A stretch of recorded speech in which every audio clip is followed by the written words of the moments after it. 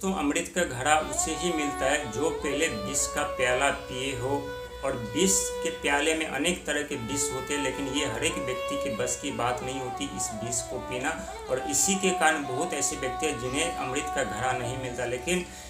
उस विष के प्याले में कितने भी खतरनाक जहर क्यों न हो, कितने भी खतरनाक विष क्यों न हो, यदि व्यक्ति पी लेते हैं तो उनके जीवन में उन्हें अमृत का घड़ा जरूर मिलता है और ज़रूर अपने जीवन में उस अमृत का घड़ा लेकर के वो सफल होते हैं, अपने जीवन में कामयाबी के राहों पे जाते हैं, अपने जीवन में सुख सुविधा पाते हैं, अपने जीवन में हर एक सपने साकार कर पाते हैं, अपने जीवन में अपनी इच्छा अपने लक्ष्य तक पहुंच पाते हैं, अपने लक्ष्य को पूरा करके ही थमते हैं। क्योंकि हर एक व्यक्ति का अपना एक लक्ष्य होता है, एक मकसद होता है, एक मंजिल होता है कि हमें वहाँ पे कैसे पहुँचना है, किस तरह से पहुँचना है। हर एक व्यक्ति का अपना सपना होता है कि हम अपना सपना कैसे साकार करें, कैसे हम उस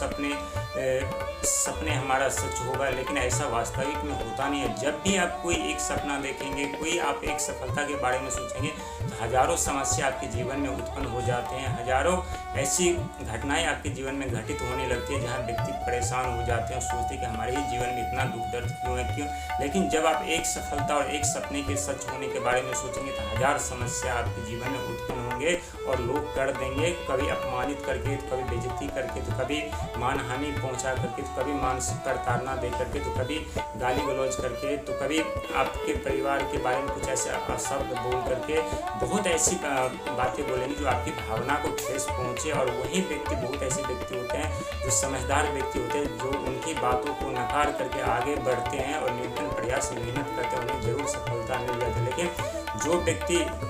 विष के प्याले को नहीं पी पाता, उन्हें सफलता कभी नहीं मिलती और हमेशा अपने जीवन में अपने आप को कोसते रहते, अपने जीवन को कोसते रहते। क्योंकि विष के प्याले में जो जहर होता है, एक अपमान का होता है, बेइज्जती का होता है, गलत आरोप का होता है, गलत इल्जाम का होता है, मानसिक प्रताड़ना होता है, शारीरिक कष्ट होता है, अनेकों तरह की जो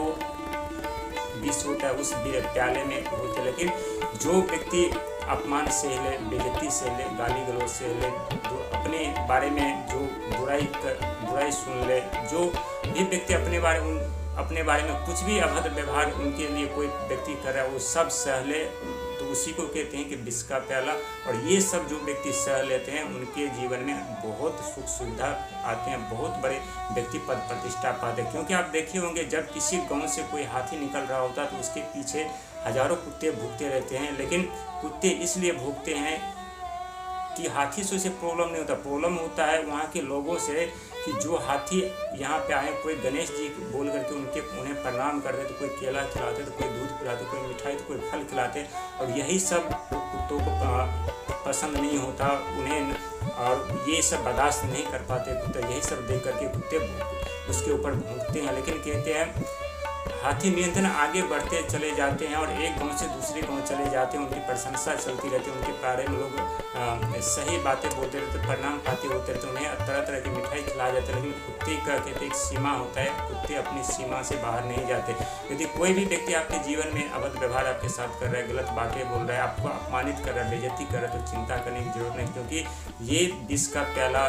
जो आप पी लेंगे तो आपके ऊपर कोई फर्क नहीं पड़ेगा कि आपके जीवन में लोग क्या बोल रहे हैं, नहीं बोल रहे हैं। और ये सब बात को दरकिनार करके आप एक दिन ऐसे जगह पहुंच जाएंगे जहां आप हाथी की तरफ पूजे जाएंगे और हाथी की तरह आपको लोग प्रणाम पाती करेंगे, आपके जीवन में खुशियों से भर देंगे, आपकी मेहनत चारों तरफ अपने आप में महकने लगेगी और वहाँ से आपकी प्रशंसा शुरू होगी जहाँ से आप अपने जीवन का आरंभ किए थे और किस तरह से आपके जीवन में आगे बढ़े और किस तरह से अपने दुखों का पहाड़ तोड़ करके अपने जीवन में सफलता पाए।